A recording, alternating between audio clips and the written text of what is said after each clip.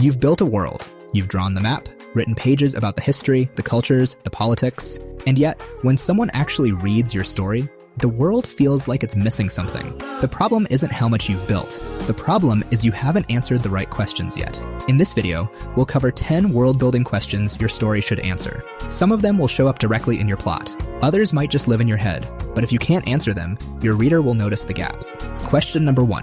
What does the average person in your world do all day? If you only know what your main cast of characters does, you've got a story. If you know what a random shopkeeper, a farmer, a low-ranking soldier does on a Tuesday afternoon, you've got a world. What do people eat? Where does the food come from? Who grows it? Who transports it? Who sells it? What do people do for entertainment when there's no plot happening around them? Is there music? Games? Festivals? Is reading common? Or is it a privilege reserved for the wealthy?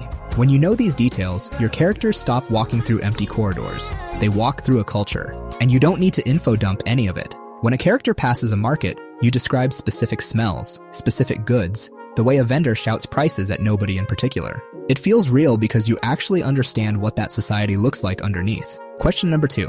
What does power look like in your world? And who has it? Every society runs on power structures. Someone is in charge. Someone is being controlled.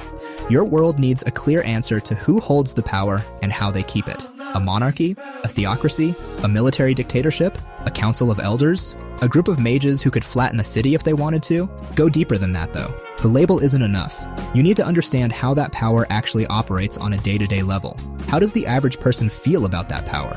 Do they accept it? Resent it quietly? Fear it openly? That tension between who holds power and how everyone else responds to it feeds half your story's conflict. If you don't know your power structure, you can't write rebellion, corruption, or political stakes that feel grounded. Ask yourself, who runs my world? How did they get that power? What happens to people who challenge it? What does an ordinary citizen actually think about the people in charge? Question number 3. What's the history that everyone in your world knows about? Not the history in a 50-page lore document. I mean the history that a random kid in a village would have heard from their grandmother. A war that left scars, or a disaster that shaped the continent. The hero or villain everyone still references 300 years later. Every real culture has shared stories, and your fictional world needs the same.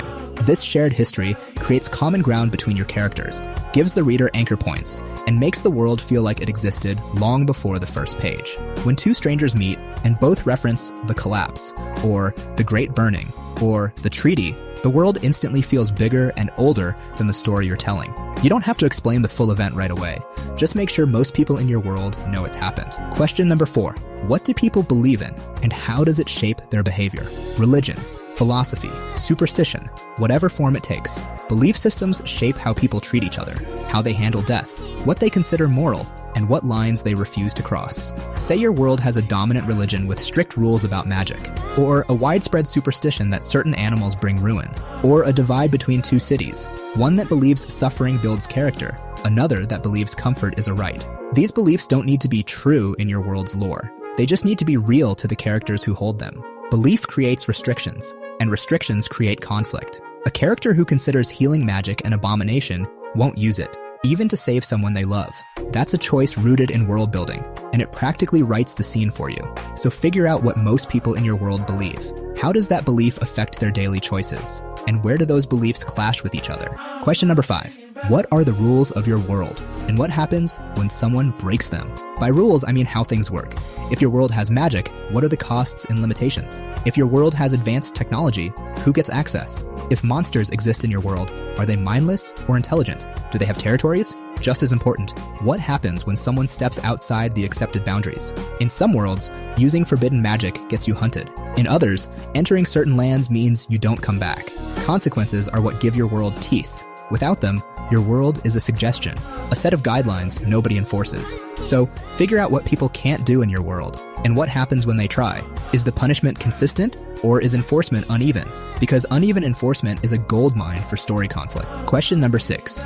What is scarce in your world? Scarcity drives conflict, in fiction and in real life.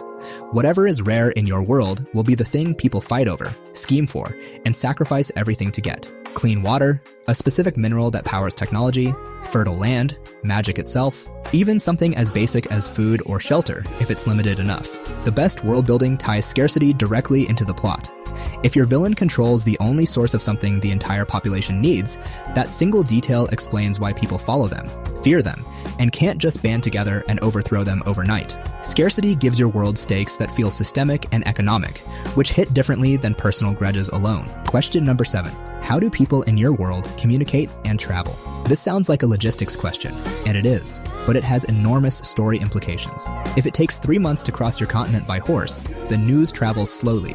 Battles can be lost before reinforcements even hear about them. Characters can be isolated for long stretches. Miscommunication becomes a realistic plot driver. If your world has instant communication through magic mirrors or telepathy or some kind of network, isolation becomes a choice. Misinformation becomes deliberate. The speed of information changes how every single plot thread unfolds, and most writers never sit down and think about it. Same goes for travel. If teleportation exists, why would anyone build roads? If only the wealthy can afford fast transport, the world is divided by mobility. If travel is dangerous, every journey becomes a story on its own. Figure out how your people move and communicate. It'll solve a dozen plot holes before they even form. Question number 8. What does social status look like? And can it change? Every society has a hierarchy. The question is how rigid yours is. Can a peasant become a noble? Can a nobody gain real power? Or is status locked in by birth, bloodline, or species? This matters because your main character's ability to change their circumstances depends on this answer. If social mobility exists, your character's journey is about earning their place. If it doesn't exist, their journey is about breaking a system.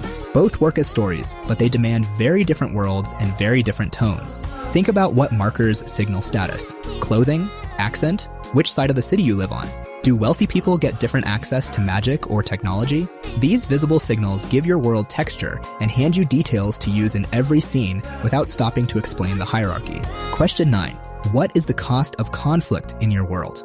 War leaves wreckage. Orphans, destroyed farmland, refugees with nowhere to go. Inflation, trauma that outlasts the people who caused it. If your characters go through a massive conflict and the world looks exactly the same afterward, nothing about your story will land. What does your world lose when violence happens? Are there graveyards outside every major city?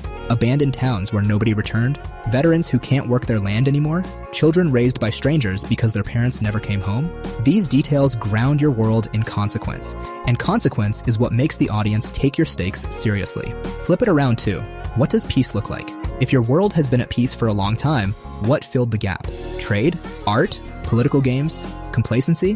When you know what peace feels like, the threat of war carries weight, because the audience can see exactly what stands to be destroyed. Think about what your world would actually look like 10 years after a major war. What would people remember most? What would they have lost that they can never get back? Question 10. What makes your world different from every other fantasy world? This is the big one, and honestly, it's the question most writers avoid because the answer can be uncomfortable. If you strip away your characters and your plot, does your world have a single detail that would make a stranger say, "That's interesting.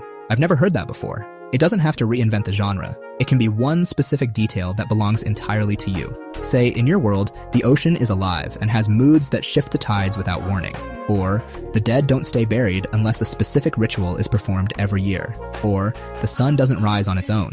Something drags it across the sky, and nobody knows what happens if that something ever stops. One genuinely original element makes an entire world feel fresh. The trap is building a world that's just a remix of everything you've already seen. Medieval kingdom, magic academy, dark lord in a tower. There's nothing wrong with familiar elements, but you need at least one thing that belongs to you. One detail no other world has. That's what makes a reader lean forward and say, "Tell me more about that." Ask yourself, if I describe my world in one sentence to a stranger, would they say they've heard it before? What's the one detail that's genuinely mine? If I can't name it, I need to keep digging. In conclusion, these are the 10 questions your world building should answer. What does the average person do all day? Who holds the power? What history does everyone know? What do people believe? What are the rules, and what happens when they're broken? What's scarce in your world? How do people travel and communicate? What does social status look like? What's the real cost of conflict? And what makes your world unlike any other? You don't have to show all 10 questions in your story. Some of them will never show up in your dialogue or narration at all, and that's fine. But you should know the answer to all of them in your head.